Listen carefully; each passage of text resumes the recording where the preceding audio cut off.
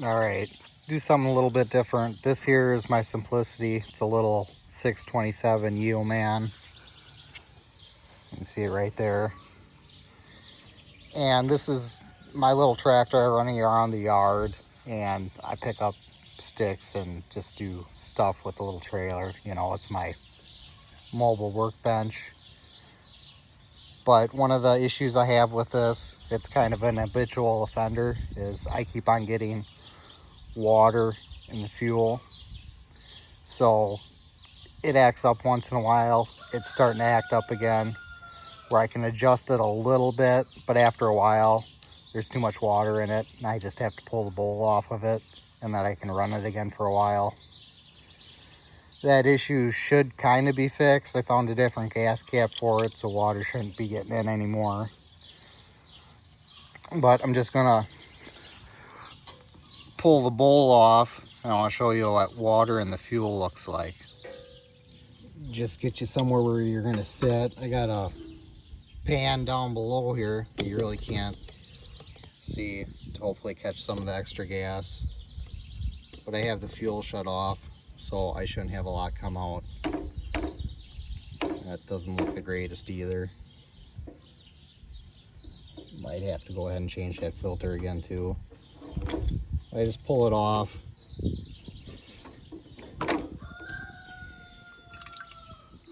Drain some of that out. I'm going to throw a different filter on it. But the big thing is we're going to grab that bowl off of there.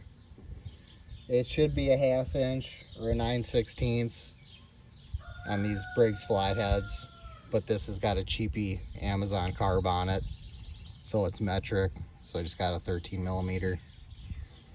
So if I can go ahead and just pull this guy off and break it loose. Once I get this nut off, I'm going to have to hold my finger over the bowl to keep the fuel from getting out so you can actually see the water in it. Kind of got to be quick about it. There's my needle. There's my adjustment. You come in and then I'll show you. This is what water in the fuel looks like. You can see the top layer is fuel, but underneath of it you can see there's some lines. There's a big puddle right in the middle that's just water. There's actually quite a bit in there. No wonder it was having a little tissy fit. But I just dumped that out. I'll run some more out of the tank, change the filter, and put it back together. Because it is tipped at an angle, if there is any more water in the tank, it's going to be at the bottom because water is heavier than fuel. So hopefully this will take care of my problem. Alright, I got some of the fuel drained out.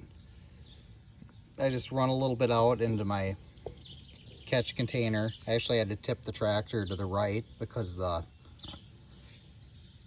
nipple on the bottom of the tank is on the right hand side and the tractor's leaning to the left. So I had to tip it to the right to get what I wanted out of the tank for right now. You can kind of see it a little bit when it's coming out. You know, you can see the color difference between the water and the fuel. It's very subtle. You probably wouldn't be able to see it on camera. But I just change these little filters because they're cheap enough. And that one doesn't look that great to begin with, even though it's not that old. I'm just going to go ahead and put this filter on it. There's usually an arrow on it somewhere. This one might be so cheap it doesn't even have an arrow. But it goes this way.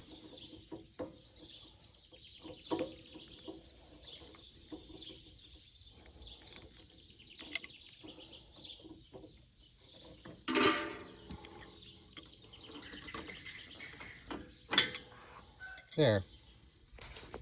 And then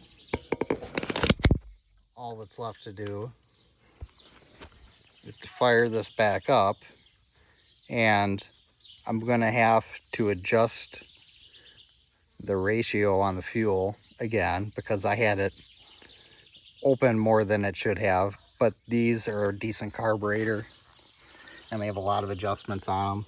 Just on the bottom I have this is my main jet, and then up here on top of the carburetor, that there is my idle screw, and then this actually sets how low your idle is, this rocker on the arm, so I can run it as low as I want to or as high. But that adjusts the idle fuel mixture, and then this also adjusts the fuel mixture but wide open. So put you back on the stand, get this started, and get it adjusted.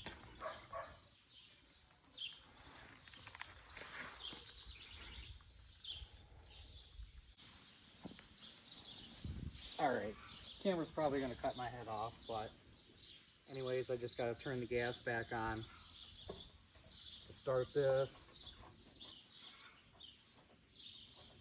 Turn the key on after you do full choke, make sure it's in neutral. And this is kind of a goofy little tractor because it does not have electric start, it's full start only. But usually it fires up in the first pull.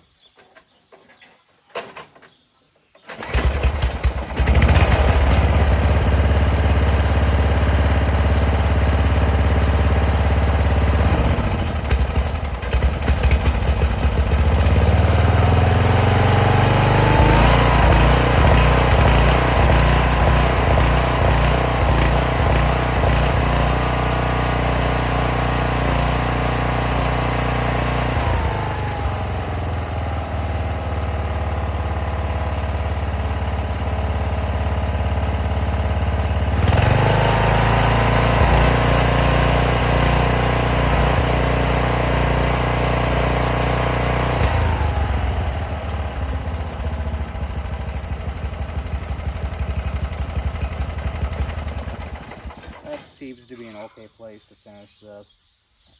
I just had to go ahead and readjust my needle at the bottom of the carb to the wide open throttle. I'm probably going to have to readjust it again, but I should be able to run it for a while. But I thought this made a good video. You can actually see what the water in the fuel looks like, and you can see it in the bottom of the float bowl. Because this one is actually easy to see because it's an aluminum bowl and that it's fairly clean, and the fuel and the water, you can actually see the separation. If this was an older cast iron bowl, you know, you probably wouldn't see it like it's been seen here. So I think that's just going to wrap this one up. I appreciate you guys for watching. Like, subscribe. We're going to do some more videos. I'm not sure what I'm going to do, but it's kind of as I come to it, as I'm working on it. There's some projects here that have been neglected, but we should be able to figure it out. And I appreciate you guys watching.